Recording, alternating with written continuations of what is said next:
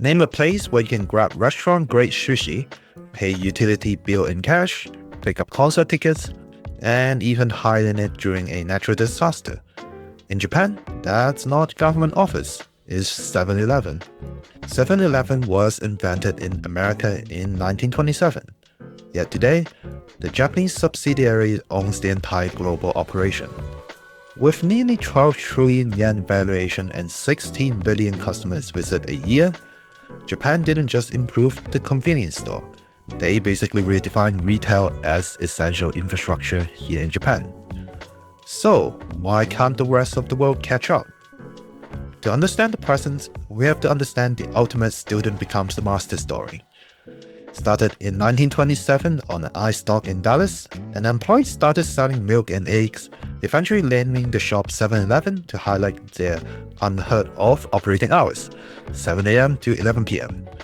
Fast forward to 1974, a Japanese retailer called Ito Yokado licensed the name and opened the first store in Tokyo.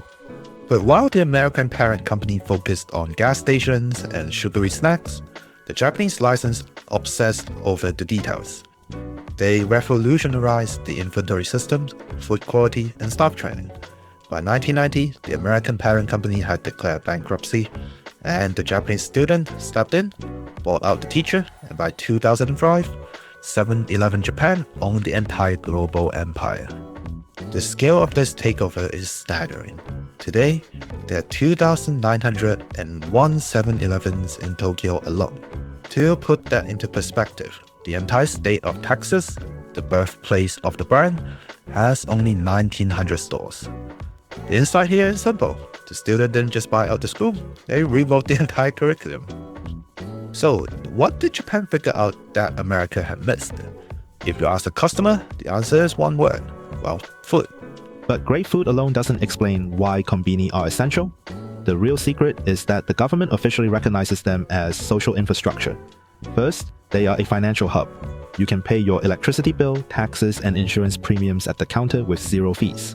For the 42% of Japanese teens who don't have credit cards, the konbini is how they participate in the digital economy. They order online, get a barcode, and pay cash at the store. Second, they are a service hub. Multi-copy machines allow you to print legal documents, buy tickets for the Ghibli Museum, or book train seats. You can even ship packages and pick up Amazon orders. Third, and most importantly, they are disaster response centers. During the 2011 earthquake, konbini were often the first places to reopen, serving as emergency supply points.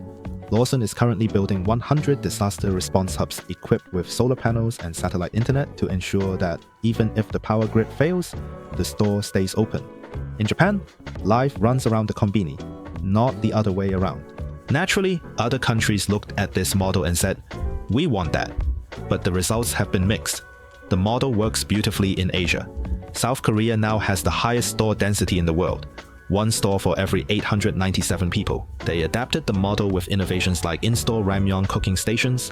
Taiwan has the second highest density.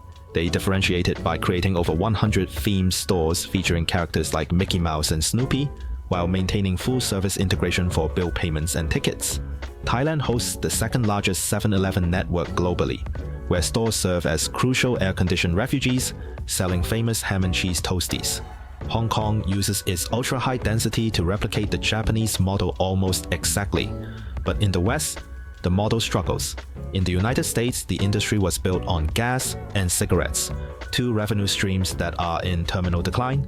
Tobacco sales are down 30% since 2000.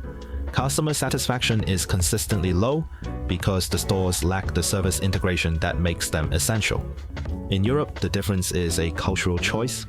Countries like France and Germany have strict Sunday trading laws and strong labor protections that prioritize worker rest over 24-hour availability. They prefer miniature supermarkets that close by 10 p.m. Europe didn't fail to copy the model, they rejected the lifestyle that requires it. However, we have to address the dark side of this efficiency. The gleaming Japanese model is built on quietly unsustainable economics. Franchise owners in Japan pay royalties as high as 76%. And with a shrinking population, finding staff is a nightmare. Today, 80,000 foreign workers make up 50% of urban store staff. In 2019, a franchise owner in Osaka tried to close his store overnight, because he physically couldn't find workers. Corporate threatened to cancel his contract. This pressure is driving a desperate race toward automation. Family Mart has plans for 1,000 unmanned stores, and Lawson is testing avatar assistants. The system is efficient, but it is running on fumes, which raises the final question: can this model actually be exported? 7NI Holdings is currently betting $13 billion that it can. Their plan is to build 1,300 new stores in North America by 2030, equipped with 1,100 in-store restaurants. They want to shift the American perception of 7-Eleven from gas station to food destination.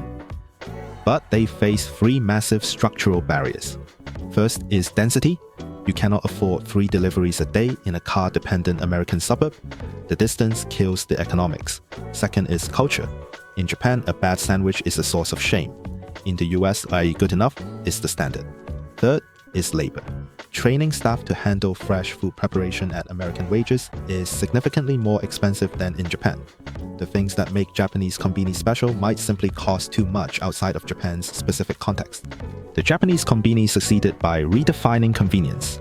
It wasn't just one innovation, it was 50 years of evolution under extreme competition. The success formula is a tripod: population density that enables frequent logistics, a culture of shame that enforces quality, and government recognition that turns stores into civic utilities. Asian markets like Taiwan and Korea succeeded because they have the density and work culture to support this ecosystem. The West struggles because you cannot copy-paste a model that relies on walkable cities into a landscape built for cars. The paradox is this: 7NI owns the global brand, but they cannot fully export the model because the model is Japan. You can own the brand and you can own the recipe, but if the hardware doesn't fit, the system crashes. Japan owns the teacher, but the lesson might simply be untranslatable.